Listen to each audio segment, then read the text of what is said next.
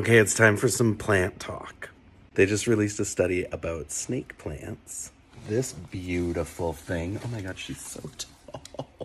NASA just said this plant, the snake plant, is one of the best air purifiers you can have in your home. It's known as the snake plant, but it's also known as the mother-in-law's tongue. I think because you can just throw it in a corner and hope it shuts the fuck up. Does Jared's mom have TikTok?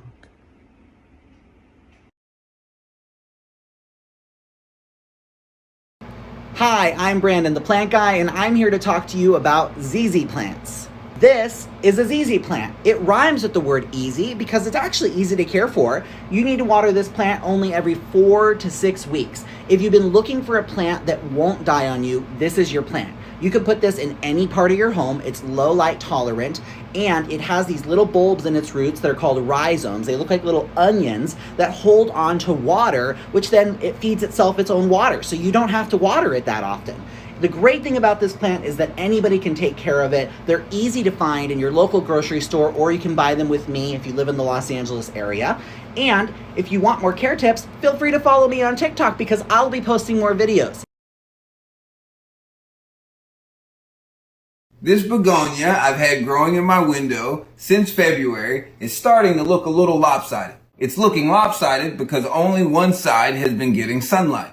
To balance its growth, I have to make sure I rotate it every few months. This reminds me of how important it is that we tend to our entire well-being, mental health, physical fitness, and spiritual awareness. If we want to maintain balance, we have to make sure we're giving our entire well-being some sunlight.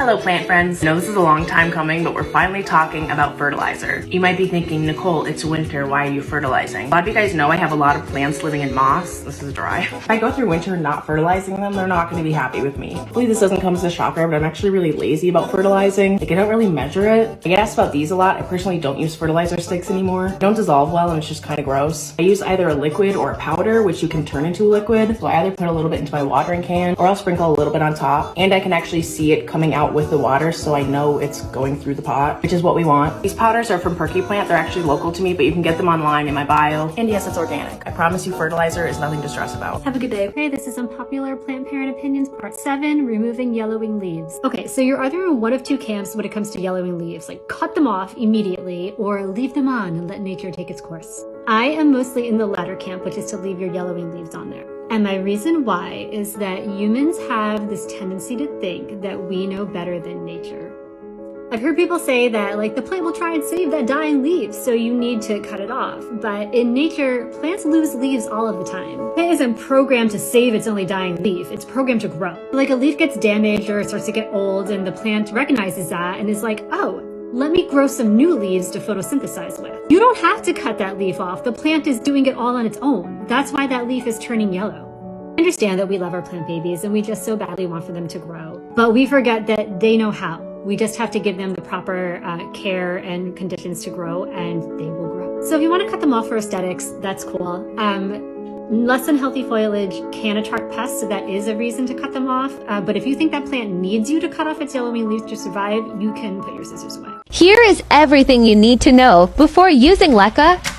LECA stands for Lightweight Expanded Clay Aggregate. It is best to wash and boil the LECA pebbles before using. This is to ensure that no bacteria is present on the LECA. You can then strain the LECA and add cold water. Let the LECA sit in water to soak for 5 hours or more. The longer the LECA sits in water, the more it will soak up. This will provide a better water reservoir for plants. After it's done soaking, it's ready to use. Grab a jar, fill it with LECA, stick your propagations in it, add a bit of water, and watch them grow. In this video, I'm going to quickly try to explain to you guys my process of moving a plant from soil to LECA. So first, obviously, you're going to want to start by taking the plant out of the pot, and then I'm going to give the roots a good massage to get out all the extra dirt. The whole goal here is just to remove pretty much all the dirt from the roots. The whole reason you want to get all of the extra dirt off of the roots before you plant it in LECA is so that it doesn't cause root rot. Now, with that being said, I can never seem to fully get 100% of the dirt off the roots. So, I mean, it doesn't matter if there's a little bit left over, but just as much as you can get off. You can see here after I massage the dirt off the roots, I like to just take a hose and give it a quick rinse down. This will help to take the rest of the soil out. And there's a little worm that I found hiding in my roots. But yeah, so as you can tell here, there's still a little bit of dirt left on the roots. So what I like to then do is just get a clear vase, fill that with water, and pop the roots in there. Leave it in there overnight, give it a good rinse in the morning, and then you're ready for leca.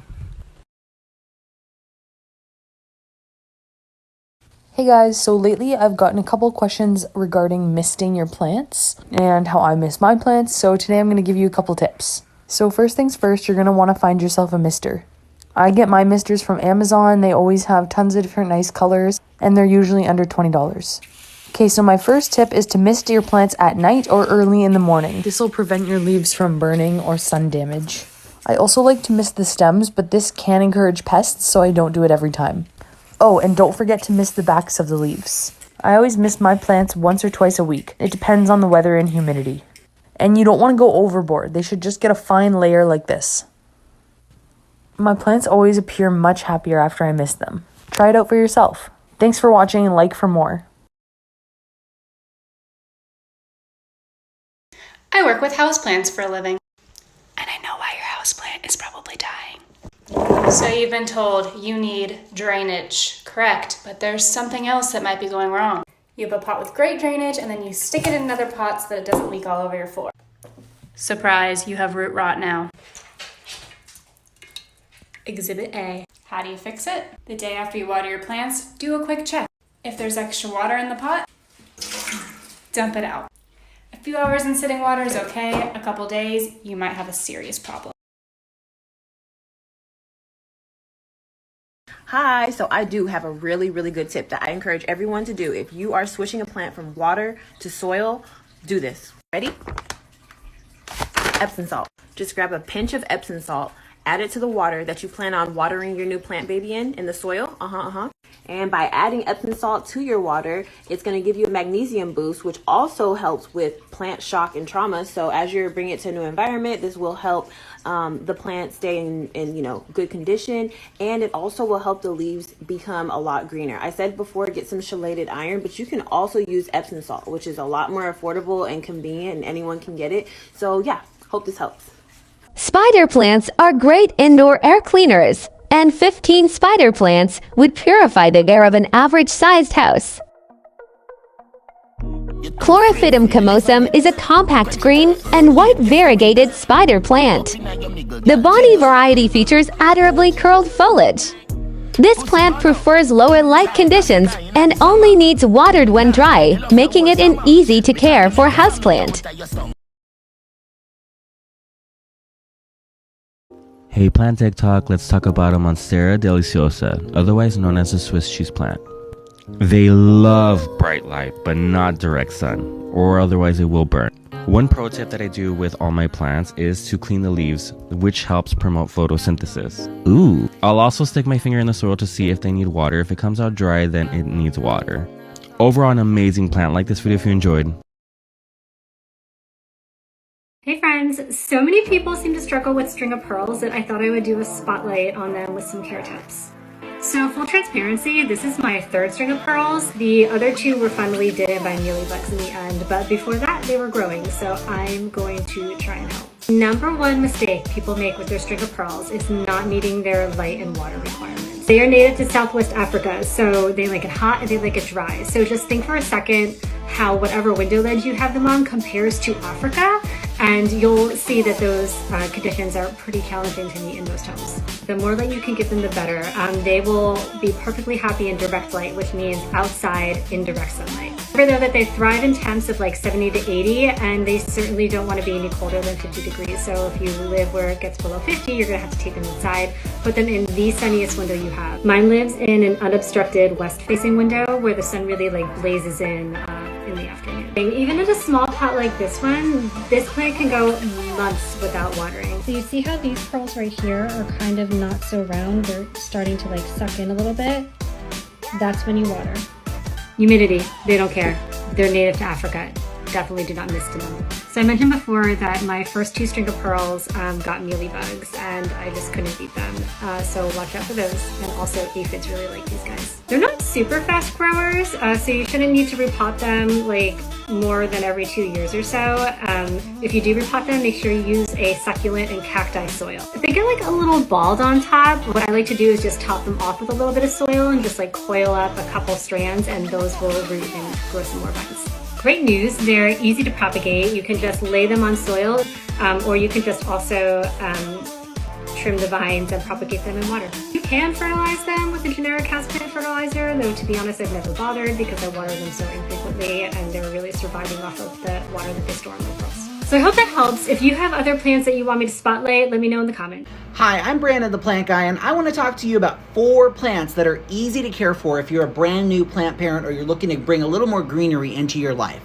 First up is the snake plant. You may have heard of this one before. It's easy to care for, water usually only every 4 to 6 weeks, and is pretty low light tolerant, and it makes a really great oxygen producer. Next, I have a ZZ plant. This rhymes with easy, and it's no coincidence because you only water this one usually every 4 to 6 weeks. It's also low light tolerant. I love Dracaenas because they only need water usually every 2 weeks. They like to dry out completely almost before you water them, and they're low light tolerant, and there's so many different varieties of these plants. So Dracaenas make a great, easy to care for plant. And you can never go wrong with Pothos. This is a golden Pothos, but there's many varieties, such as the one behind me, like a neon Pothos. All of them are super easy. Follow me on TikTok for more plant care videos.